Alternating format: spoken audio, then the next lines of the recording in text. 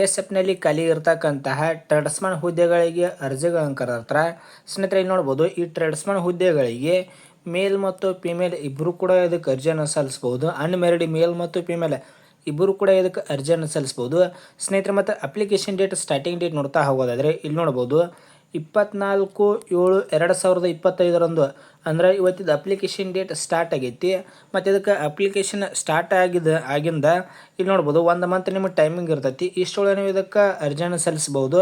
ಸ್ನೇಹಿತರೆ ಮತ್ತು ಅರ್ಜಿಯನ್ನು ಸಲ್ಲಿಸೋಕೆ ಇದಕ್ಕೆ ಯಾವ ರೀತಿಯಾಗಿ ವಿದ್ಯಾರ್ಥಿ ಇದ್ದವರು ಇದಕ್ಕೆ ಅರ್ಜಿಯನ್ನು ಸಲ್ಲಿಸ್ಬೋದು, ಮತ್ತು ಸಿಲೆಬಸ್ ಯಾವ ರೀತಿಯಾಗಿರ್ತೈತಿ, ಮತ್ತು ಸೆಲೆಕ್ಷನ್ ಪ್ರೊಸೆಸ್ ಯಾವ ರೀತಿಯಾಗಿರ್ತೈತಿ ಎಲ್ಲವೂ ಪ್ರತಿಯೊಂದು ಮಾಹಿತಿಯನ್ನು ಈ ವಿಡಿಯೋದಲ್ಲಿ ತಿಳಿಸ್ಕೊಡ್ತಾರೆ ಬನ್ನಿ.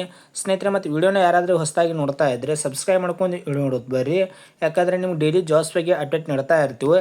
ಬನ್ನಿ ಒಂದೊಂದಾಗಿ ನೋಡ್ತಾ ಹೋಗೋದಾದರೆ ಇಲ್ಲಿ ನೋಡ್ಬೋದು, ಹಾಗಾಗಿ 3588 ಪೋಸ್ಟ್ಗಳನ್ನು ಕರೆದಿರ್ತಾರೆ. ಇಲ್ಲಿ ನೋಡ್ಬೋದು ಟೋಟಲ್ ಆಗಿ 3588 ಪೋಸ್ಟ್ಗಳನ್ನು ಕರೆದಿರ್ತಾರೆ. ಮತ್ತು ಪುರುಷರಿಗೆ ನೋಡ್ಬೋದು ಇಲ್ಲಿ 3406 ಪುರುಷರಿಗೆ ವೇಕೆನ್ಸಿಗಳು ಇದ್ದಿರ್ತವೆ. ಮತ್ತು ಮಹಿಳೆಯರಿಗೆ ನೋಡ್ಬೋದು ಇಲ್ಲಿ ಮಹಿಳೆಯರಿಗೆ 182 ವೇಕೆನ್ಸಿಗಳು ಇದ್ದಿರ್ತವೆ. ಈ ರೀತಿಯಾಗಿ ಟೋಟಲ್ ಆಗಿ 3588 ಪೋಸ್ಟ್ಗಳನ್ನು ಕರೆದಿರ್ತಾರೆ. ಸ್ನೇಹಿತರೆ ಮತ್ತು ಇದಕ್ಕೆ ಸ್ಯಾಲ್ರಿ ನೋಡ್ತಾ ಹೋಗೋದಾದರೆ ಇಲ್ಲಿ ನೋಡ್ಬೋದು ಇಲ್ಲಿ ಲೆವೆಲ್ 3 ಪೇ ಸ್ಕೇಲ್ ಇರ್ತೈತಿ. ಮಂತ್ಲಿ ನಿಮ್ಗೆ 21,700ರಿಂದ 69,100 ರೂಪಾಯಿವರೆಗೆ ನಿಮಗೆ ಸ್ಯಾಲ್ರಿ ಇದ್ದಿರ್ತೈತಿ. ಮತ್ತು ಅಂತ ನೋಡ್ತಾ ಹೋಗೋದಾದರೆ ಇಲ್ಲಿ ನೋಡ್ಬೋದು ನೇಮ್ ಆಫ್ ದ ಪೋಸ್ಟ್ ಇದು ಒಳ್ಳೆಯದ ಪುರುಷರದ್ದು ಇದ್ದಿರ್ತೈತಿ. ಇಲ್ಲಿ ನೋಡ್ಬೋದು ಇದು ಒಳ್ಳೆಯದ ಪುರುಷರದ್ದು ಇದ್ದಿರ್ತೈತಿ. ಮತ್ತು ಮಹಿಳೆಯರದ್ದು ಮುಂದೆ ತಿಳಿಸ್ಕೊಡ್ತಾನು, ಪುರುಷರದ ಆಗಲೇ ತಿಳಿಸ್ಕೊಟ್ಟಂತೆ ಇಲ್ಲಿ ನೋಡ್ಬೋದು ಟೋಟಲ್ ಆಗಿ 3406 ಇವು ಪುರುಷರದ ಪೋಸ್ಟ್ಗಳು ಇದ್ದಿರ್ತವೆ. ಇಲ್ಲಿ ನೋಡ್ಬೋದು ಒಳ್ಳೆಯದ ಕಾನ್ಸ್ಟೇಬಲ್ ಕಾಬ್ಲರ್ ಪೋಸ್ಟ್ಗಳನ್ನು ಕರೆದಿರ್ತಾರೆ. ಟೋಟಲ್ ಆಗಿ ಇದರಲ್ಲಿ 65 ಪೋಸ್ಟ್ಗಳು ಇದ್ದಿರ್ತವೆ. ಇಲ್ಲಿ ನೋಡ್ಬೋದು UR ಅಲ್ಲಿ 24 ಪೋಸ್ಟ್ಗಳು ಇದ್ದಿರ್ತವೆ. ಮತ್ತು EWSನಲ್ಲಿ 5 ಪೋಸ್ಟ್ಗಳು, ಮತ್ತು OBCಯಲ್ಲಿ 19 ಪೋಸ್ಟ್ಗಳು, SCಯಲ್ಲಿ 10 ಪೋಸ್ಟ್ಗಳು, ಮತ್ತು STಯಲ್ಲಿ 7 ಪೋಸ್ಟ್ಗಳು. ಈ ರೀತಿಯಾಗಿ ಕಾಬ್ಲರ್ನಲ್ಲಿ ಟೋಟಲ್ ಆಗಿ 65 ಪೋಸ್ಟ್ಗಳನ್ನು ಕರೆದಿರ್ತಾರೆ. ಸ್ನೇಹಿತರೆ ಮತ್ತು 2ನೇ ಪೋಸ್ಟ್ ನೋಡ್ಬೋದು ಇಲ್ಲಿ ಟೈಲರ್, ಇದರಲ್ಲಿ 18 ಹುದ್ದೆಗಳನ್ನು ಕರೆದಿರ್ತಾರೆ.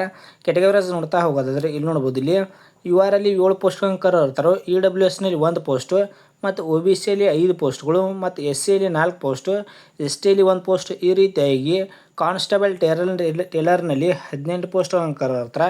ಸ್ನೇಹಿತರೆ ಮತ್ತು ಈ PDF ನಮ್ಮ ಗೌರ್ಮೆಂಟ್ ಜಾಬ್ ಅಪ್ಡೇಟ್ ಟೆಲಿಗ್ರಾಮ್ ಗ್ರೂಪ್ನಲ್ಲಿ ಹಾಕಿರ್ತೀನಿ ನೋಡ್ರಿ, ಅಲ್ಲಿ ಹೋಗಿ ಕ್ಯಾಟಗರಿ ಚೆಕ್ ಮಾಡ್ಕೋಬೋದು. ಯಾಕಂದ್ರೆ ನಾವು ಒಂದೊಂದಾಗಿ ಹೇಳ್ಕೊತಾ ಇದ್ದಂದ್ರೆ ವಿಡಿಯೋ ಭಾಳ ಲಾಂಗ್ ಆಕೈತಿ. ಅದಕ್ಕಾಗಿ ಆ PDF ಅಲ್ಲಿ ಕೊಟ್ಟಿರ್ತೀನಿ, ನೀವು ಕ್ಯಾಟಗರಿ ಚೆಕ್ ಮಾಡ್ಕೋರಿ. ಚೆಕ್ ಮಾಡ್ಕೊಂಡು ಇದಕ್ಕೆ ಅಪ್ಲಿಕೇಶನ್ ಹಾಕೋರಿ. ಇಲ್ಲಿ ನೋಡ್ಬೋದು ಇಲ್ಲಿ ಮತ್ತು ಇದರ ಅಪ್ಲೈ ಮಾಡೋ ಲಿಂಕನ್ನು ಕೂಡ ಡೈರೆಕ್ಟ್ ನಮ್ಮ ಟೆಲಿಗ್ರಾಮ್ ಗ್ರೂಪ್ನಲ್ಲಿ ಇದ್ದಿರ್ತೈತಿ. ನಿಮ್ದು ಏನಾರ ಕ್ವಾಲಿಫಿಕೇಷನ್ ಆಗಿತ್ತಂದರೆ ಇದಕ್ಕೆ ಅರ್ಜಿನ ಹಾಕ್ಬೋದು.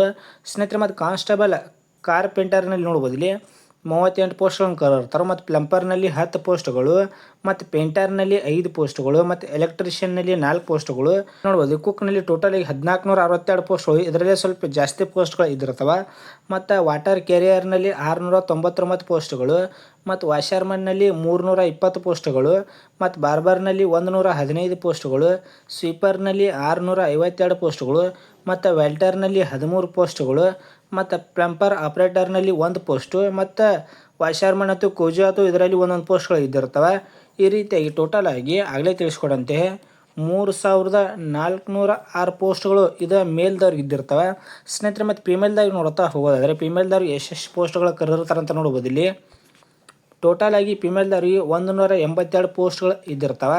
ಇಲ್ಲಿ ನೋಡ್ಬೋದು ಕ್ಯಾಟಗರೀಸ್ ನೋಡ್ತಾ ಹೋಗೋದಾದರೆ ಕಾಬ್ಲರ್ನಲ್ಲಿ 2 ಪೋಸ್ಟ್ಗಳು ಇದ್ದಿರ್ತವೆ.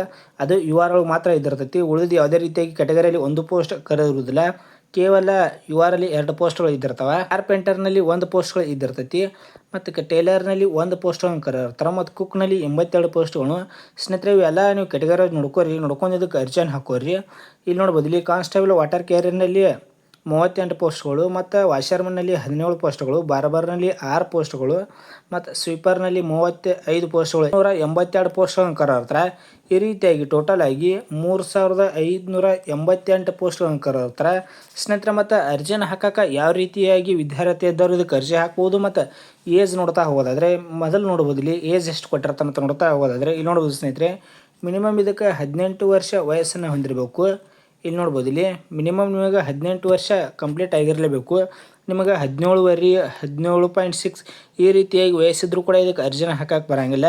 ನಿಮಗೆ ಮಿನಿಮಮ್ ಏನೂ ಇಲ್ಲ ಅಂದರೂ 18 ವರ್ಷ ಆಗಿರಲೇಬೇಕು. ಮತ್ತು ಮ್ಯಾಕ್ಸಿಮಮ್ ನೋಡ್ತಾ ಹೋಗೋದಾದರೆ ಇಲ್ಲಿ ನೋಡ್ಬೋದು ಇಲ್ಲಿ ಮ್ಯಾಕ್ಸಿಮಮ್ 25 ವರ್ಷ ವಯಸ್ಸನ್ನು ಕೊಟ್ಟಿರ್ತಾರೆ ಸ್ನೇಹಿತರೆ. ಮತ್ತು ಗೌರ್ಮೆಂಟ್ ಅಧಿಸೂಚನೆ ಪ್ರಕಾರ ಏಜ್ ರಿಲ್ಯಾಕ್ಷನ್ ಕೂಡ ಇರ್ತೈತಿ. ಇದಕ್ಕೆ SC ST ವರ್ಗದ ಅಭ್ಯರ್ಥಿಗಳಿಗೆ 5 ವರ್ಷ ವಯಸ್ಸಿನ ಸಡಿಲಿಕೆಯನ್ನು ಕೊಟ್ಟಿರ್ತಾರೆ ಮತ್ತು OBC ವರ್ಗದ ಅಭ್ಯರ್ಥಿಗಳಿಗೆ 3 ವರ್ಷ ಈ ರೀತಿಯಾಗಿ ನಿಮಗೆ ವಯಸ್ಸಿನಲ್ಲಿ ಸಡಿಲಿಕೆ ಕೂಡ ಇರ್ತೈತಿ. ಮತ್ತು ಅರ್ಜಿಯನ್ನು ಹಾಕಕ್ಕೆ ಯಾವ ರೀತಿಯಾಗಿ ಕ್ವಾಲಿಫಿಕೇಶನ್ ಇದ್ದವರು ಇದಕ್ಕೆ ಅರ್ಜಿ ಹಾಕ್ಬೋದು ಅಂತ ನೋಡ್ತಾ ಹೋಗೋದಾದ್ರೆ ಇಲ್ಲಿ ನೋಡ್ಬೋದು ಸ್ನೇಹಿತರೆ. Carpenter, plumber, painter, electrician, pump operator ಮತ್ತು ಉಶು ಹಾಸ್ಟರ್ ಇದಕ್ಕೆ ಅರ್ಜಿಯನ್ನು ಸಲ್ಸಕ್ಕೆ ಕ್ವಾಲಿಫಿಕೇಶನ್ ನೋಡ್ಬೋದು. ಇಲ್ಲಿ ಒಂದನೇದ 10ನೇ ತರಗತಿ ಕಂಪ್ಲೀಟ್ ಆಗಿರಬೇಕು. ಇಲ್ಲಿ ನೋಡ್ಬೋದು ಇಲ್ಲಿ ಅದ್ರ ಜೊತೆಗೆ ಎರಡನೇದು ನೋಡ್ಬೋದು ಇಲ್ಲಿ 2 year certificate course from industrial training certificate ಇಲ್ಲಿ ನೋಡ್ಬೋದು ಇಲ್ಲಿ ITI ಸರ್ಟಿಫಿಕೇಟ್ ಇರಬೇಕು.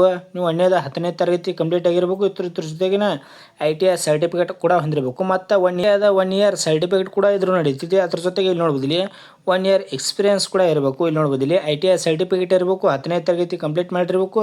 ಅದ್ರ ಜೊತೆಗೆ 1 ಇಯರ್ ನಿಮಗೆ ಎಕ್ಸ್ಪೀರಿಯನ್ಸ್ ಇತ್ತಂದ್ರೆ ಇವೆಲ್ಲ ಪೋಸ್ಟ್ಗಳು ನೀವು ಇದಕ್ಕೆ ಅರ್ಜಿ ಹಾಕ್ಬೋದು. ಇಲ್ಲಿ ನೋಡ್ಬೋದು ಇಲ್ಲಿ ಎಷ್ಟು ಪೋಸ್ಟ್ ಇದಾವಪ್ಪ ಅಂತಂದರೆ ಎಲೆಕ್ಟ್ರಿಷಿಯನ್, ಪ್ಲಂಪರ್ ಆಪ್ರೇಟರ್, ಕಾನ್ಸ್ಟೇಬಲ್ ಈ ರೀತಿಯಾಗಿ ಇದ್ದುದು ಎಲ್ಲಕ್ಕೂ ಪೋಸ್ಟ್ ನೀವು ಅರ್ಜಿನ ಹಾಕ್ಬೋದು. ಮತ್ತು ಎರಡನೇದು ನೋಡ್ಬೋದು ಇಲ್ಲಿ ಕಾಬ್ಲರ್, ಟೇಲರ್, ವಾಷರ್ಮನ್, ಬಾರ್ಬರ್, ಸ್ವೀಪರ್, ಕೋಜೋ ಅಥವಾ ಸಿಂಕ್ ಈ ರೀತಿಯಾಗಿ ಇದ್ರೂ ಪೋಸ್ಟ್ಗೆ ಕ್ವಾಲಿಫಿಕೇಶನ್ ನೋಡ್ತಾ ಹೋಗೋದಾದ್ರೆ ಇಲ್ಲಿ ನೋಡ್ಬೋದು ಇಲ್ಲಿ ಒಂದನೇದು ನೀವು 10ನೇ ತರಗತಿ ಕಂಪ್ಲೀಟ್ ಮಾಡಿರಬೇಕು. ಮತ್ತು ಎರಡನೇದು ನೋಡ್ಬೋದು ಇಲ್ಲಿ must be proficient in respected trade ಇಲ್ಲಿ ನೋಡ್ಬೋದು ಇಲ್ಲಿ ಈ ಮೇಲೆ ತಿಳಿಸ್ಕೊಡಿದ ಟ್ರೇಡ್ನಲ್ಲಿ ನೀವು ಪರಿಣಿತಿಯನ್ನು ಹೊಂದಿರಬೇಕು. ಇಲ್ಲಿ ನೋಡ್ಬೋದು ಇಲ್ಲಿ ಒಂದನೇದು ನೀವು 10ನೇ ತರಗತಿ ಕಂಪ್ಲೀಟ್ ಮಾಡ್ಕೊಂಡಿರಬೇಕು.